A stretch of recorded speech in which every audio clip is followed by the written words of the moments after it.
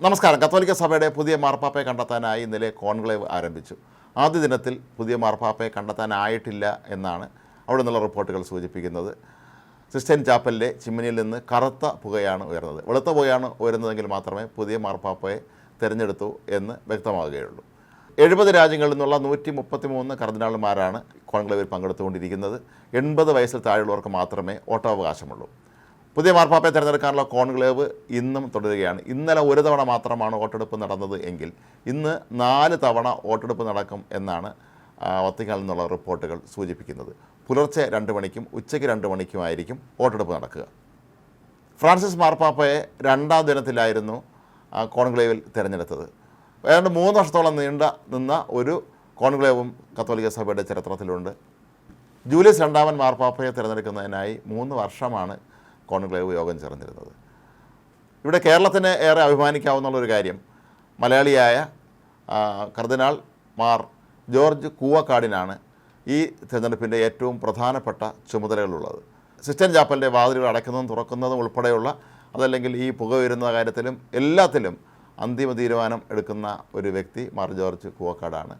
കർദിനാൾമാരുടെ എല്ലാ കാര്യങ്ങളിലും സജീവമായി ഇടപെടേണ്ട ചുമതലയും അദ്ദേഹത്തിനാണ്. കോൺക്ലേവിൽ നടക്കുന്ന ഒരു കാര്യങ്ങളും പുറത്തു പോകാതിരിക്കാനുള്ള എല്ലാ സംവിധാനങ്ങളും വത്തിക്കാനിൽ ഒരുക്കിയിട്ടുണ്ട്. ഇലക്ട്രോണിക് സംവിധാനങ്ങളൊക്കെ തന്നെ ജാം ചെയ്യാനുള്ള ഏർപ്പാടുകൾ നേരത്തെ തന്നെ ചെയ്തു കഴിഞ്ഞു. കർദിനാൾമാർ വോട്ടെടുപ്പിന് മുമ്പ് അവരുടെ മൊബൈൽ ഫോണുകൾ വത്തിക്കാൻ ഓഫീസിൽ ഏൽപ്പിച്ചിട്ട് വേണം പോകാൻ. ഇനി പുതിയ മാർപ്പാപ്പയെ തിരഞ്ഞെടുത്ത് കഴിഞ്ഞതിന് ശേഷം മാത്രമേ അവർക്ക് ഈ മൊബൈൽ ഫോണുകൾ തിരികെ ലഭിക്കുകയുള്ളൂ. ആധുനിക കാലത്ത് ഒരുപാട് ഇലക്ട്രോണിക് സാങ്കേതിക വിദ്യകൾ ഉപയോഗിച്ച് രഹസ്യങ്ങൾ ചോർത്താൻ സംവിധാനങ്ങൾ ഉള്ളതുകൊണ്ട് തന്നെ അക്കാര്യത്തിൽ വളരെ ശക്തമായ മുൻകരുതലാണ് വത്തിക്കാൻ ഇപ്പോൾ സ്വീകരിച്ചിട്ടുള്ളത്. അതിനിടെ പുതിയ മാർപ്പാപ്പയെ തിരഞ്ഞെടുക്കാനുള്ള കോൺക്ലേവിലേക്ക് തന്നെ ക്ഷണിച്ചില്ല എന്ന ആരോപണം ഉന്നയിച്ചുകൊണ്ട് ഒരു കർദിനാൾ രംഗത്തെത്തി. കെനിയയിൽ നിന്നുള്ള കർദിനാളായ ജോൺ ന്യൂ ആണ് തന്നെ കോൺക്ലേവിൽ ക്ഷണിച്ചില്ല എന്ന പരാതിയുമായി രംഗത്തെത്തിയിരിക്കുന്നത്. തനിക്ക് സുഖമില്ല എന്നാണ് ഇപ്പോൾ വത്തിക്കാൻ വിശദീകരണം നൽകുന്നതെന്നും അത് ശരിയല്ല എന്നുമാണ് അദ്ദേഹം പറയുന്നത്. എന്ത് കാരണം കൊണ്ടാണ് തന്നെ ഒഴിവാക്കിയതെന്നുള്ള കാര്യം ഇപ്പോഴും അറിയില്ല എന്നും അദ്ദേഹം കുറ്റപ്പെടുത്തുന്നുണ്ട്. അതേസമയം വത്തിക്കാൻ വൃത്തങ്ങൾ വ്യക്തമാക്കുന്നത് ജോൺ ന്യൂവിനെ ക്ഷണം അയച്ചിരുന്നു എന്നും അദ്ദേഹത്തിൻ്റെ അനാരോഗ്യം പരിഗണിച്ചാണ് ചടങ്ങിൽ പങ്കെടുക്കാത്തത് എന്നുമാണ്. മറ്റൊരു കർദിനാളിൻ്റെ പ്രായം സംബന്ധിച്ചും ഈയിടെ തർക്കം നിലനിന്നിരുന്നു. അദ്ദേഹവും ആഫ്രിക്കയിൽ നിന്നുള്ള കർദിനാളാണ്. അദ്ദേഹത്തിൻ്റെ ജനനത്തീയതി സംബന്ധിച്ച തർക്കം നിലനിൽക്കുന്നുണ്ടായിരുന്നു. അതുകൊണ്ടാണ് അദ്ദേഹത്തിന് വോട്ടെടുപ്പിൽ പങ്കെടുക്കാൻ കഴിയാതെ പോയത്.